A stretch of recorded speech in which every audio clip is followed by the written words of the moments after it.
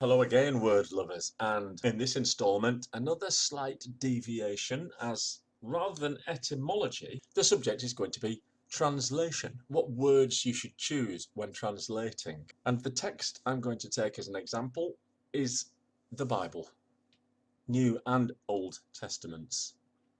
The New Testament doesn't give us many rare words, though one of the expressions in question is daily bread, which might mean bread for tomorrow, and isn't found anywhere else. And that's the problem. We've got nothing to compare it with. We're going to look at some words in the Old Testament that do have comparisons to be made, but there are hundreds of words that only occur once and are not found in any other Hebrew literature. So the mystery of their true meaning may never be solved. Right, some technical terms. We're translating a text.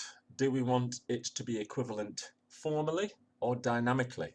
Well, what does that mean? Formally means you're going to just take each element of it and try to represent it, whereas dynamically means you're going to try and take the whole and represent it in the words of the, or what we call L2, the language to be translated to. Let me give you some examples. Ana Botella, when she was pushing Madrid for the Olympics, was roundly criticised for saying, "Come and enjoy a relaxing cup of café con leche in Plaza Mayor." I think that's a good translation because café con leche is not white coffee or coffee with milk, which we just don't say. Nobody says coffee with milk. It's served in a different style of cup. It's not American style. It's espresso, and the milk is hot, etc., etc. Let's say we want to translate the plaza, the name of the plaza in the center of Madrid, the Puerta del Sol. And well, this is the something of the sun, isn't it? But puerta would have two translations in English. It would be a door if it's got something above it, and it would be a gate if it hasn't. It's the same word in Spanish. But in any case, no one has ever called it the gate of the sun or the sun's door. In English, it's Puerta del Sol, as Tierra del Fuego is Tierra del Fuego. Probably Tierra without the rolling R. But in any case, we don't translate it. Buenos Aires, Beijing. Why would we translate any of them? But let's go back to the Bible. Thou shalt not kill, one of the famous 10 commandments, and this is in the King James Version, thou using the Old English form, which many of us still use when quoting the Bible. I think, as the King James Bible is held up to be one of the great works of English literature, that it actually deserves that. The tone of it is biblical. What else could you call it? And the fact that it's in language which is not nowadays used gives it a kind of authority. So which one's better? Thou shalt not kill, you shouldn't kill, don't kill. Don't, or why kill? Don't murder. Would that make a difference? Changing kill for murder? I'm not the first one to worry about these things, nor was King Alfred the Great, but he was one, and that's a long time ago. He wanted to translate Cura Pastoralis, a Latin book, into English, the Shepherd's Book, and he already identified the formal versus dynamic problem. Sometimes word for word, he said, formal, and sometimes meaning for meaning, dynamic. So let's delve into some of these biblical conundrums, and we'll begin with Corinthians 6:11. Our mouth is open unto you. Unfortunately, this doesn't really mean anything in English. So what is it supposed to mean? The New Revised Standard Version gives, we have spoken frankly to you, Corinthians, which seems like a good guess. We haven't looked at punctuation because punctuation isn't part of etymology, but here's a little puzzle. Truly, I say to you, today you will be with me in paradise. Truly, I say to you today, you will be with me in paradise. And it was the Jehovah's Witnesses that decided to change the placing of the comma, because they believe that the dead are not conscious. They're not conscious in the sense that they are sleeping. So they won't be in paradise with me today, but I will tell you today that you will, at some time in the future, be with me in paradise. Psalms 19:3 King James Version, there is no speech, nor language, where their voice is not heard. What does that mean? That means their voice is heard everywhere. That's the meaning, isn't it? But New Revised Standard Version reads, there is no speech, nor are there words. And what about names when the etymology of the name of the person is actually relevant to the quote?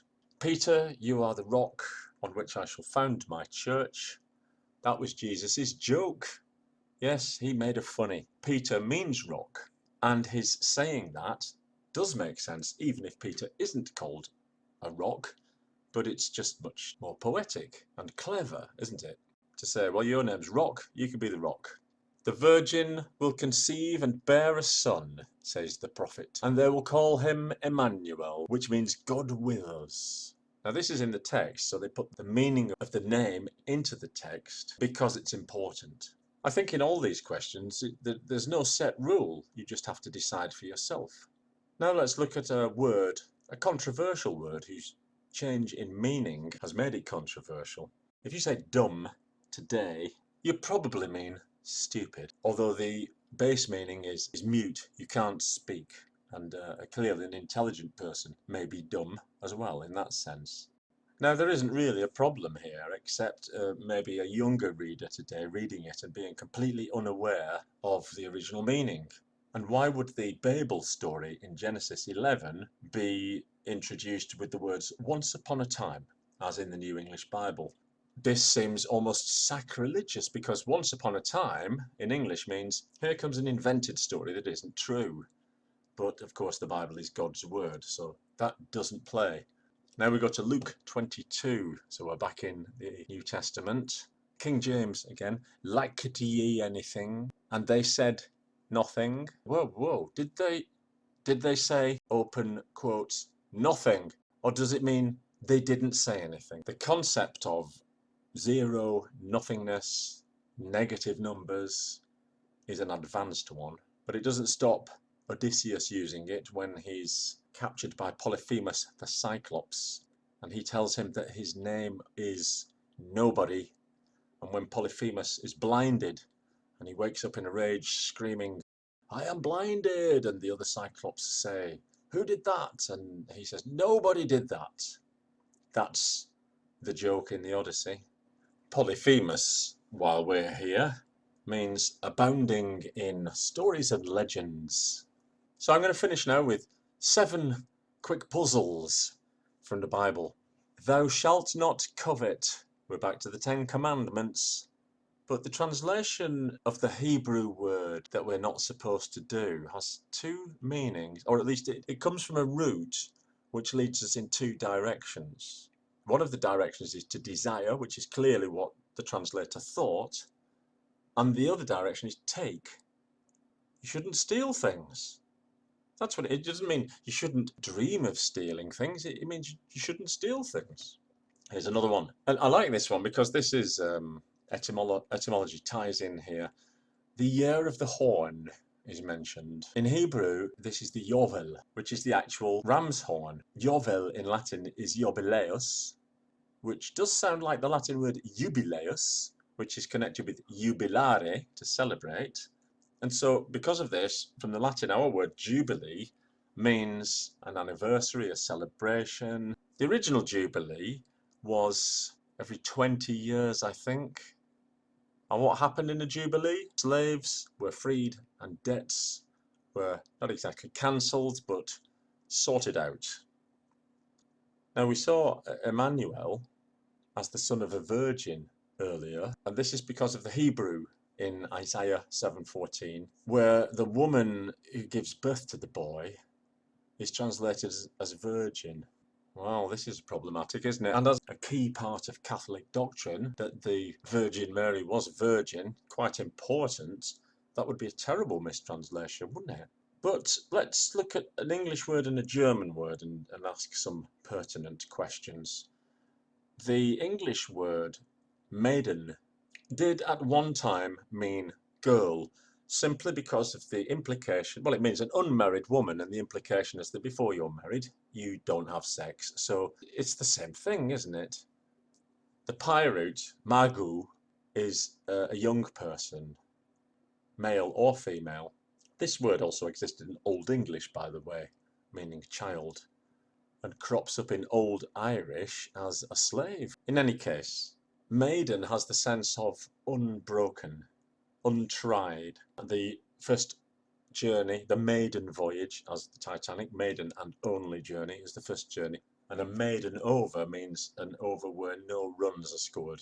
Nobody gets any points if you don't understand cricket. Mädchen is the German equivalent, but they also have a word, Jungfrau, which is subject to the same ambivalence. It means young woman, obviously. And the Wiktionary etymology page gives it as obviously young plus Frau, but the three meanings are virgin, maiden, and here brackets archaic, and the astrological sign Virgo. So it's a bit of a problem, isn't it? If I see Jungfrau in a text, am I taking that to mean a young lady who has or hasn't had sex? Or do I really mean it's a virgin? Now, the Lord is my shepherd. Psalms again. God, they're tricky. Shepherd. This translation happens in, I would say, I haven't read every Bible in the world by any means, but it's common. The Lord is my shepherd. But wait, this word, translated as shepherd, means mighty, fierce, royal. The Lord is my man of war. Very different in tone. John the Baptist ate locusts and honey. Did he really? Probably not. The word we translate as locust probably meant a kind of pancake. And it rained for 40 days and 40 nights. Not 39, not 41, 40. Because that's not what it means. It's just an expression meaning a long time. And finally, everybody's favourite, it is easier for a camel to get through the eye of a needle than for a rich man to enter the kingdom of heaven. Here again, the eye of a needle is metaphorical and just means something very small.